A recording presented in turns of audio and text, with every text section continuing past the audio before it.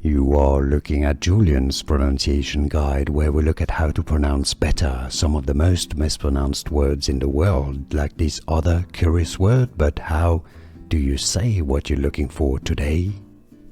Let's learn how to pronounce those two words once and for all correctly. I know many of you get confused by those two pronunciations. They do have different meaning and different pronunciations, so you need to get it right. If you want to learn more vocabulary in English, how to pronounce, make sure to stay tuned. I've got many more videos for you.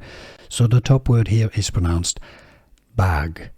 You need to form an ah sound. You need to open your mouth quite a bit. Ah, bag, bag, bag. Okay, that's what you carry on your back. For example, you carry a bag when you travel. Now, the bottom word is beg. The sound is beg. So, top word is bag, bottom word beg. Can you make those two sounds? Train yourself. For bag, for beg. Beg. He's begging for attention. Beg.